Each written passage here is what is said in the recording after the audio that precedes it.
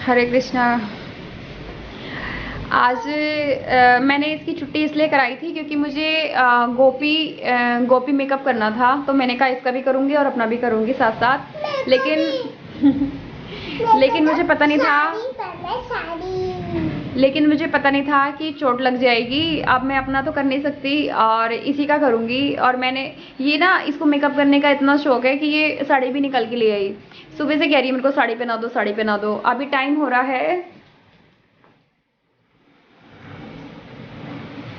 तो अलार्म गलत लगा दिया। 11:30 हो रहे हैं सुबह के और आंधी तूफान जोर से चल रहा है। तो अभी इसको मैं साड़ी पहनाती हूँ, उसके बाद ये देखो इन्हें फिर से दीवान का क्या हाल करा है। और वो देख रहे हैं ग्रे कलर की साड़ी रखी हुई है, वो इसे पहनानी है। तो इसे पहनाती हूँ, जल्दी से मेकअप करती हूँ इसका, ताकि बार बार बोलना बंद कर दे। मैं जब राधा केली कुंज गई थी तो वहाँ पर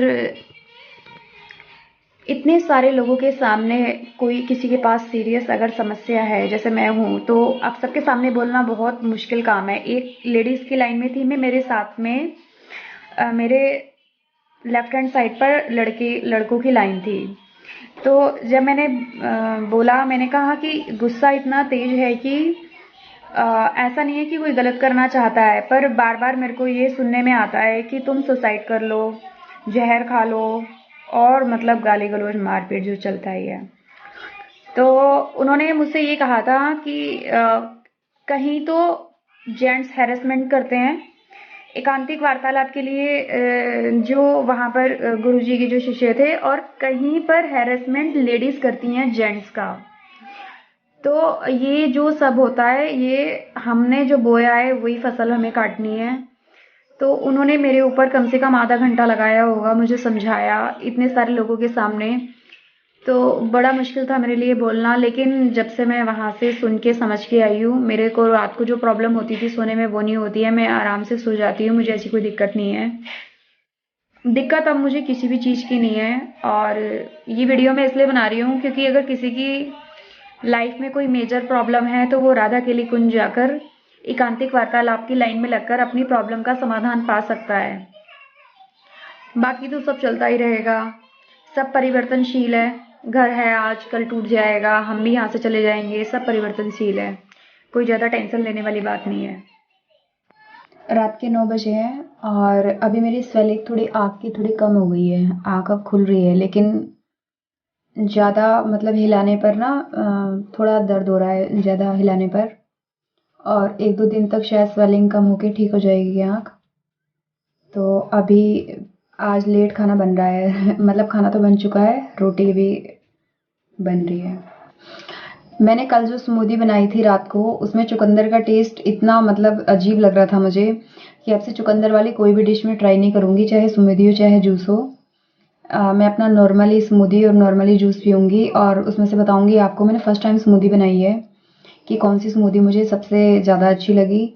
और सात्विक मूवमेंट का जो चैनल है वो ज़्यादातर इसी पर डिपेंड है कि हम रोटी और चावल, ये 2 अनाज को छोड़ के जो और फ्रूट हैं या ड्राई फ्रूट हैं या जो भी हैं, हम उन पर डिपेंड होएं, जिससे कि बॉडी जो है डिटॉक्स रहे, बॉडी में कैलोरीज कम जाए, और जब कैलोरीज कम जाएगी तो हेल्दी ज़्यादा रहेगी बॉडी।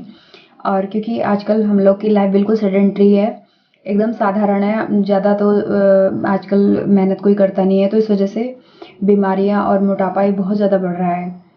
तो आज बहुत महीनों बाद उनके चैनल पर एक वर्कशॉप स्टार्ट हो रही है, उसका प्राइस 590 है। तो मैं कोशिश करूँगी वो ज्वाइन करने की, फिर उसमें वो क्या बताते हैं वर्कशॉप में मैं आपको बताऊँगी। वैसे मुझे लग नहीं रहा है कि मैं ज्वाइन कर पाऊँगी, 1% चांस है कि मैं करूँ, तो फिर मैं आपको बताऊँगी। तो क्योंकि बोलने से भी जोर पड़ रहा है आइज़ पर। तो आज के ब्लॉग में इतना ही, तो फिर मिलते हैं कल के ब्लॉग में, तब तक के लिए श्री हरिवंश।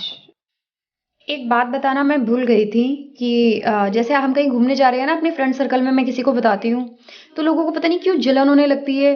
भाई हम किसी से पैसे लेकर थोड़ी जा रहे हैं, हम अपने पैसों से जा रहे हैं ना। तुमको क्या तकलीफ है, तुमको क्या दिक्कत है?